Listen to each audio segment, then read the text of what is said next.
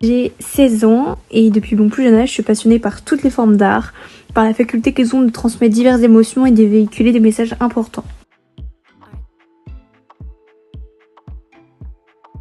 Je me suis pas vue écrire quelque chose de vraiment impersonnel et ni quelque chose vraiment sur ma vie. Je voulais écrire quelque chose qui soit à la fois intime et universel. Mon histoire s'appelle Supernova. Ça claque, hein?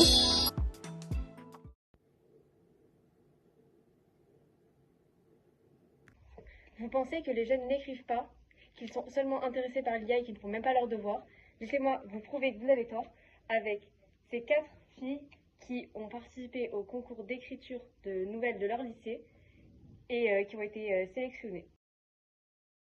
Nous avons Ambre Bencheladi, Alessia Léoné, Anna Delaterre et Lily de Montreux.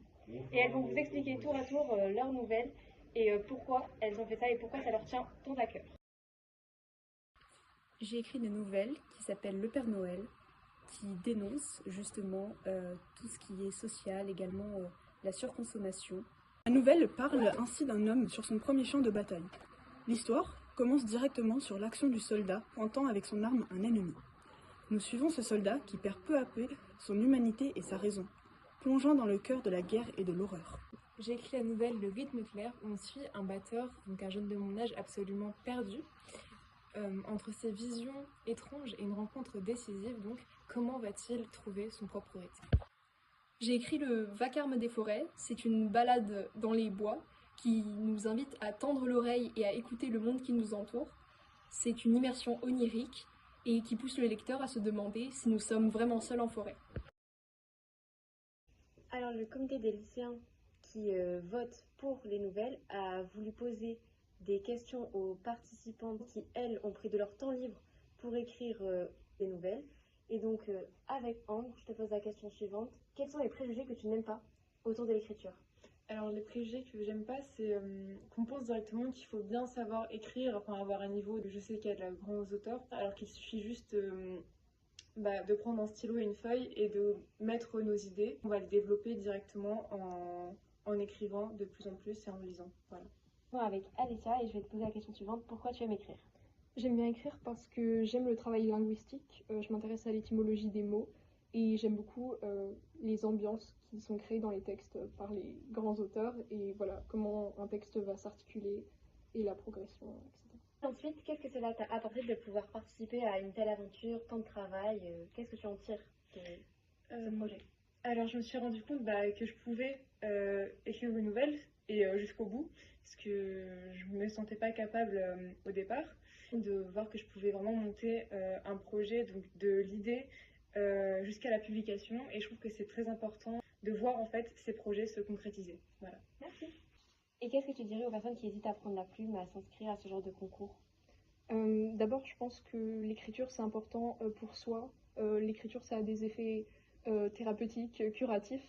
Donc c'est aussi un moyen de s'exprimer, pas forcément pour être lu d'abord, mais c'est important quand voilà, de commencer, de se lancer pour soi-même, ensuite de se montrer aux autres, et si on a envie de transmettre des messages, s'il y a quelque chose qui nous tient à cœur, qu'on a envie de partager, voilà, l'écriture c'est un très bon moyen pour ça.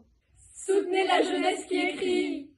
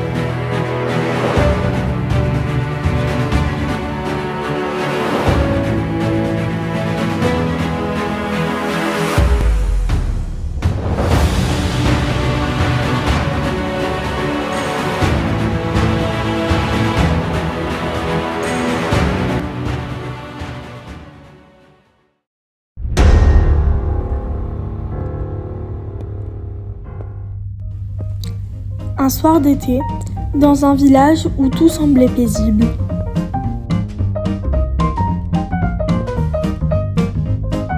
Claire, mère de 2 enfants, profitait simplement de la fête avec Julie et Léo. Mais en quelques secondes, tout a basculé. Julie a disparu. Un homme affirme l'avoir vue partir vers la forêt. Alors tout le monde la cherche, sans savoir qu'il ment. Les heures passent et l'espoir diminue, jusqu'à une découverte inattendue.